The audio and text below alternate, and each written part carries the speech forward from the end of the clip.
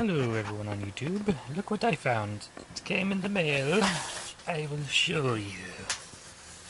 So the package I got was actually pretty cool in price. I think it was only like 50. But these are a little different than normal HIDs. I've had HIDs before. They looked awesome, but they're like 35 watts or so. H4. And this is how you normally hook it up in the car. Looks a little complicated, but they come in little individual boxes, and it has all the stuff I need right here. So I chose to get the 1200K 100 watt H42 bulb. Now the H42 bulb, I'll show you in just a minute what it is. This is what an HID bulb is. This is actually a pretty unique setup because these are two bulbs in one H4 bulb type. It's porcelain right here, which is good. Metal, and the rest is glass in the regular housing. Now, what HID is it stands for high intensity discharge. Now, that sounds a little complicated, but think of it like a fluorescent light on steroids. See, the way a fluorescent light works is it has an upscaler, a ballast, that will constantly push electricity through it, and the arc of the electricity itself causes it to become light. A regular halogen bulb, which is right there, so this is what they look like. The regular halogen bulb on the left is a coil, just like most light bulbs, incandescent. And the high intensity discharge light is, of course, if this camera can pick it up, there's a small tube right there where two electrodes go into it, and a small cavity where an arc will occur. Well, because of what kind of gas that's in there, the HID bulb can put out a high amount of light. It does have an amazing amount of voltage in the tens of thousands of volts. So in order for this to work properly, you would have a ballast that would essentially make it a couple thousand volts. If you ever remember being in, or if you are in school, those large lamps that they usually have like in most of the basketball areas, those large ones, if you've ever seen them turn on and off, they take a good little while to come on, and then they stay that way for a while. That's what these bulbs essentially are. Alright, so this is the box that has the ballast in it. This thing is much more huge than I thought it was going to be. But it is a 100 watt HID ballast as it reads. And these things get really high in voltage. So, basically what this is like a bypass unit in a way. This is typically where you would have your regular plug-in for your H4 bulbs. You have that. And then it goes into this ballast unit and ups the voltage until you can get something like this. Open circuit voltage is 380 volts.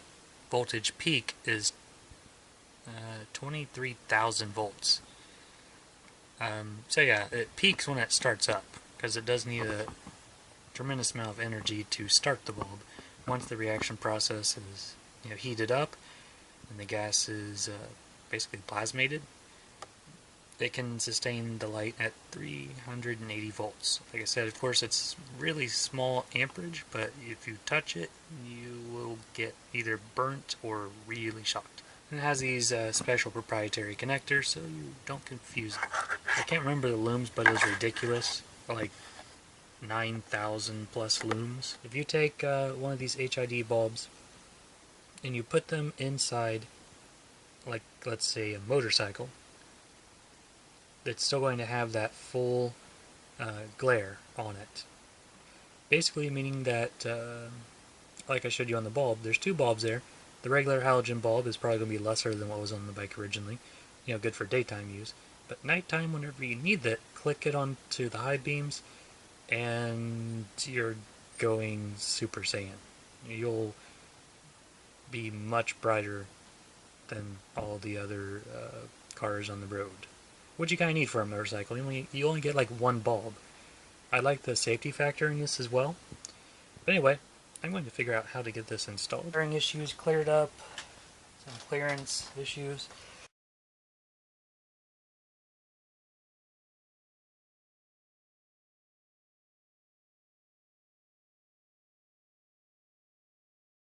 Alright, it looks like this spot has absolutely no artificial light.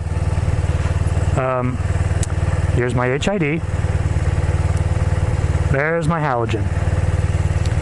Halogen, HID.